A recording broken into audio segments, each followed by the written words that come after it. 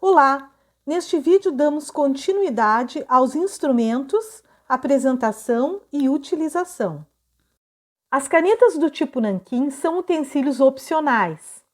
Elas se assemelham às tradicionais canetas nanquim, não tendo, porém, a mesma qualidade e durabilidade de traçado. Contudo, são bastante práticas porque são fáceis de usar, suficientemente escuras e também possuem espessuras de traçado. São bastante úteis no traçado final. Sempre que usarmos as canetas do tipo nanquim, será na finalização de nosso desenho, que terá se iniciado a fazer com lapiseira 0,5 mm. Também a caneta do tipo nanquim poderá ser utilizada para copiar um desenho sob um papel manteiga. Em ambos os casos, mesmo na cópia, é imprescindível que se trabalhe com os dois esquadros, para se ter mais firmeza e precisão no traçado. Escalímetro. Ele é uma régua que tem impressas 6 escalas gráficas. Sendo assim, ele possibilita que se desenhe ou se meça um desenho em uma determinada escala, sem se ter de realizar cálculos para isto. Veja aqui exemplo com 3 escalas que são encontradas no escalímetro utilizado em arquitetura e engenharias. Escalas 1 para 100, 1 para 50 e 1 para 20. Cada marcação representada tem o comprimento de 1 metro na respectiva escala. Note que a parte marcada na escala 1 para 20 é maior que a parte na escala 1 para 50, que por sua vez é maior que na escala 1 para 100. Quanto maior o denominador no título de uma escala fracionária cujo numerador é 1, mais ela reduz o objeto. Observe ainda que em cada escala a graduação dos metros em números inteiros está bem marcada. Por exemplo, este espaço na escala 1 para 50 representa 1 metro 50 vezes menor. Agora vamos ver como medir os décimos de unidade. Para medir os décimos, fica fácil se observarmos qual a metade da unidade e em seguida a quinta parte da metade. O escalímetro pode ser usado para se medir escalas que são múltiplas ou submúltiplas de 10 daquelas que constam nesta régua. Para compreender as escalas submúltiplas de 10, damos um exemplo. Podemos fazer com que a escala de 1 para 100 se transforme em uma escala de 1 para 10. Para isto, basta imaginarmos o zero retirado do numeral 100 do denominador do título da escala, ao mesmo tempo que se retira um zero da unidade 10 da mesma, que é o mesmo que dividir por 10. Outro exemplo. Para transformar a escala 1 para 50 em uma escala 1 para 5, imaginamos a unidade dividida por 10. Aquela medida nesta régua passa a valer 0,1 metros, ao invés de 1 metro.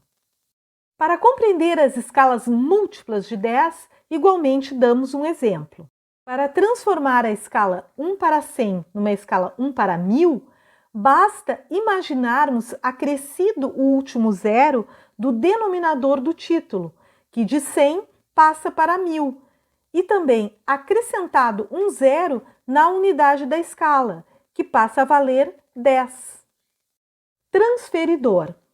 É uma escala circular, dividida e marcada em ângulos espaçados regularmente.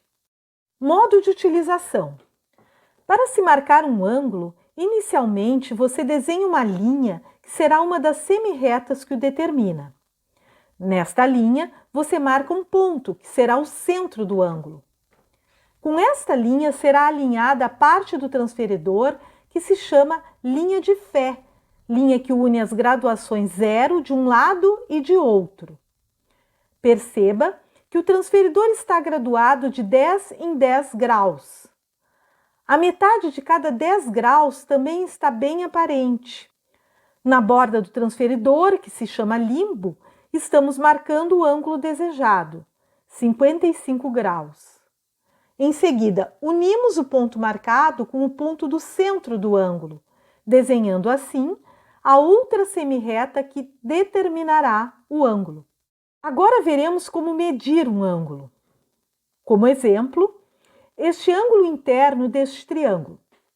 Perceba que os lados do triângulo não alcançam o limbo do transferidor onde estão as graduações. Então, prolongamos um dos lados e depois alinhamos a linha de fé com o outro lado, colocando o centro do transferidor no mesmo lugar do centro do ângulo. Deste modo, podemos fazer a leitura 103 graus. Compasso. O compasso é um instrumento de desenho que traça circunferências ou arcos de circunferência. Também serve para marcar um segmento numa reta com comprimento igual a outro segmento dado. Antes de usar um compasso, verifique se a ponta dele está apontada em chanfro, com a parte chanfrada para fora. Isto vai possibilitar um traçado mais preciso. Você poderá apontar o compasso deste modo com uma lixa de unhas. Em seguida, trace um ponto que será o centro da circunferência ou arco.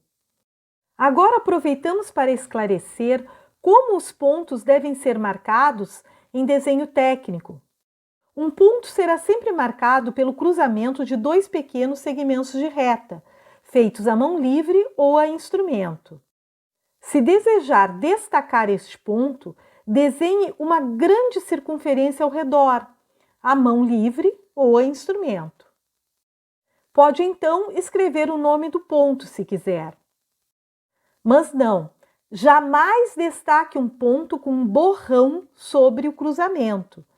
Isto diminuiria justamente a precisão sobre o lugar do ponto. Continuando o traçado com o compasso. Agora mostraremos como usar o compasso para transferir medidas. Você toma como abertura do compasso a medida do segmento que deseja copiar. Em seguida, marca o ponto inicial do segmento onde a medida deve ser grafada. Então, posiciona a ponta seca do compasso neste ponto e traça um pequeno arco de circunferência sobre o segmento, marcando a medida. Lápis de cor e canetas hidrocores. Estes não são utensílios de desenho técnico propriamente.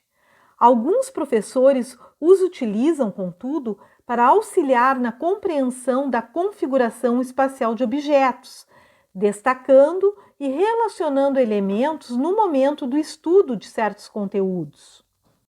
Vamos mostrar o modo mais fácil e com resultado agradável de se colorir para a finalidade das disciplinas de desenho técnico.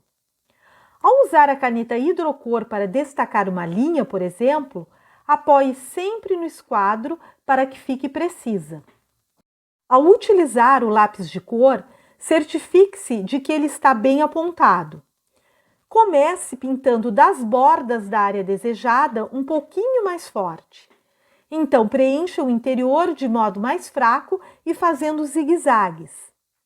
Para deixar mais uniforme, pode fazer zigue-zagues em vários sentidos. Não pinte de modo muito forte, apertando o lápis no papel. Tesoura. A tesoura também não é um utensílio para o desenho técnico especificamente. Contudo, ela é utilizada por certos professores no trabalho de recorte de modelos que vão auxiliar a compreensão de conteúdos e conceitos de desenho técnico e de geometria descritiva. Ao finalizarmos, voltamos a enfatizar a importância de possuir os instrumentos corretos para bem se realizar um trabalho.